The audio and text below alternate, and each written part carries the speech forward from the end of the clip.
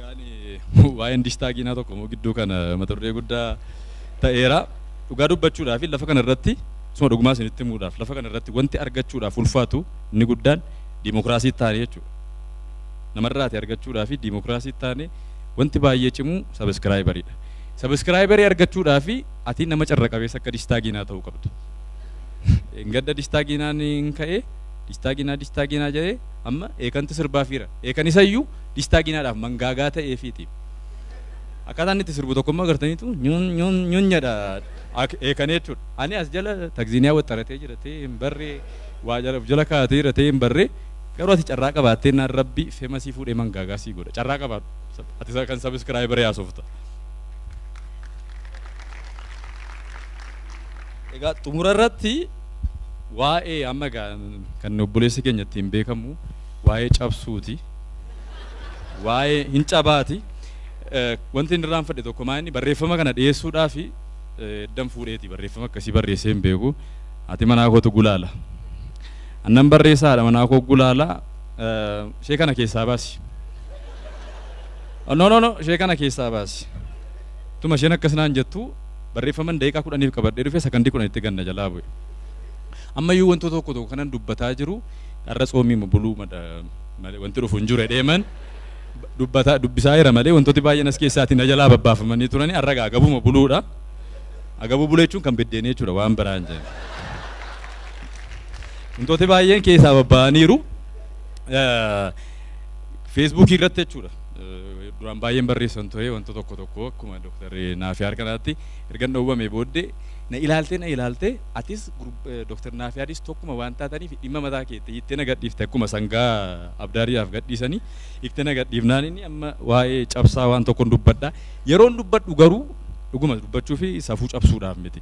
Safuu irratti waa'ee aadaa Oromoo irratti maaltu jira jedhee lalisaa diriisiin gaafannaan barreeffama tokko kan Yuunivarsiitiin Finfinnee joornaalii Afrikaa irra jiru tokko naa ergee Oromoon akkamittiin akka inni wantoota amma fakkeenyaaf akkaataatti dubartoonni dhiira fuudha dhaqee arrabsan tokko agartanii waa'ee safuu naasoftan. Dur akkaataa isaaniitti isa cabuu kan keenyaa kana wantoo keenyas akkaataa isaaniitti arrabsan dhugaan isiniin jedha. Arrabsuun sun hundi isaatuu jiru safuu cabsite jechuun hin danda'amu waan ta'eef bifa sanaan na hubadhaa isiniin jechuu fedheeni. Egaan ijoollee ammaaf duriirraa wanti na dhibu tokko waa'ee dhaqna qabaa warra dhiiraati. Dhaqna qabaan durii erga of bartee booda kan adeemsifamu yoo ta'u baay'een keenya umuriin keenya waggaa 5 yookaan erga of barreeti kan nurraa muran. Ohoo maal jechaa kan jiru ifaadha. Ijoollee ganda keenyaa kan nanna qabe abbaa tarreessaa nama jedhamudha. Gaafa isaan toora galchanii nurraa murani kan eenyu kan keenya arguu dhabnuyyuu abbaan ijaa waan jedhamu jiruuf jechuudha kan keenya argitu kan hiriyaa keetii gaasaa irraa muran garuu dhaabattee argita. Yeroo sana egaa maal jetta laayivii hordofaa jechuudha fuula ilaala. Qaama kootu naganee sababiin isaa hiriyaa keetiif sirbitaa jechuudha dhaabattee inni immoo booddee siif sirba waan ta'eef irbaata shukkaa abbaa tarreessaa ta'a jechuudha wantoon kee. Osoo amma ta'e egaa sirba Haacaaluu Hundeessaa foon irraa cinnaanii ta'a jechuudha amma isa sirbina turre ijoolleen si'anaa garuu waan akkasii hin jiru. Xinnoo seenaa yaadadhu tokko guyyaa dhaqna qabannee gaafa dabaree shuumaa irra ga'u abbaan tarreessaa osoo itti jiranii jaarsa duubaan sangaan jifatee lafaan na'e. Maalan isinitti maree jaarsi naasuuni muraa balleessanii gogaa akka fooxaa tokkotti hambisan. Yoona kana abbaan shuumaa jaarsa sangaa wattalleessetti siqanii abbaa tarreessa daraa keessan akkuma isaatti kan mucaa kootii kana badduu baasaa feedan.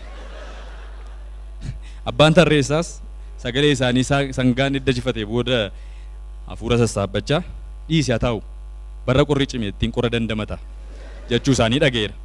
Guddannee gaafa shuumaa waliin wantoo isaa ilaalaa daakaa deemnu waan akka baandiraa konkolaataa dippiloomaatotaa tokko osoo isheen irraati shurshur bilbil jettuu ilaalaa tureera. Amma gaayaa edda guddannee hin beeku malee osoo silaa akka ammaa kaameeraan jiraate yoona siraa suuraa wal kaafne jechuudha 10 years challenge 20 years challenge jennee poosti gochuun keenya noolu ture. Ina fuudha si'ana hundumtuu waan hundumaa fudhatee gara feesbuukiitti fiiga waan ta'eef garuu nuti dur qaamni keessan qabamu kun wantoon keessan kun tajaajila maaliif oola yeroo jedhamnu ittiin dhaga'uudhaaf jennee deebisuun keenya oolu ture. Sababiin isaa mana barumsaas gallees barsiisaa yeroo hundumaa waa'ee wanta sanaa yeroo nu barsiisu iddoon kun waan baalageera jedhanii irra darbu turan.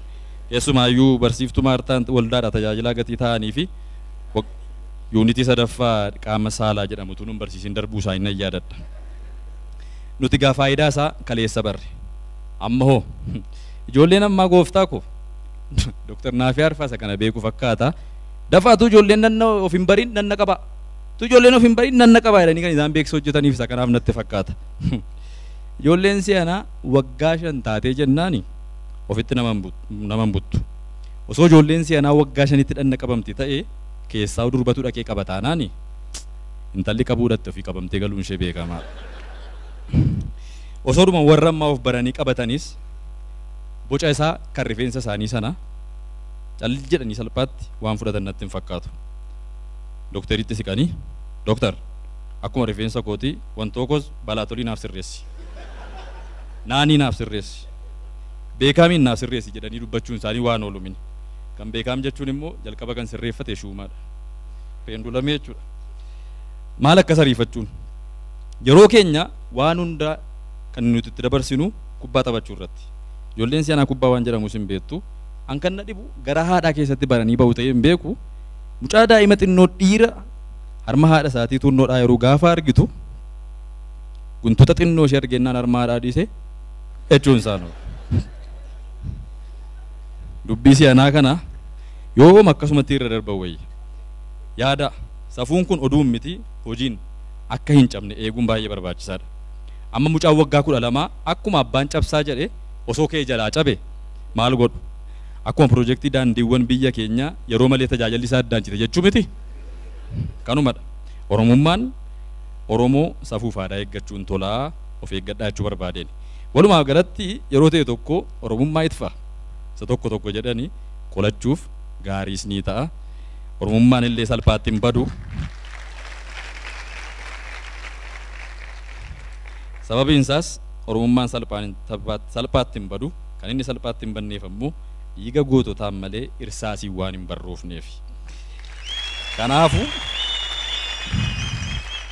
Kanaafuu Oromummaan irsaasiin hin barroofne laaphisiin hin kajeelinii jechuu barbaadeeni.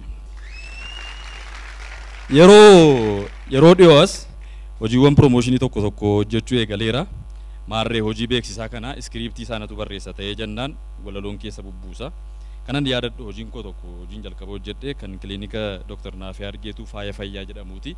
Isa sana walaloodhaan yeroo inni hojjedhu kiliinika olaanaa Dr. Naafiyaar Geetuu hundi keessan beektu wantoon keessan cabnaan warri dhiira Dr. Naafiyaar isiniif jira.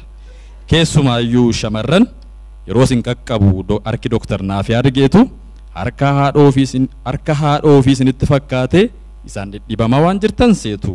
Gatiin kaardii qarshii 60 piroomoo kana dhugaadha jedhaatii immoo dhaqaatii nyaatama. Galatooma.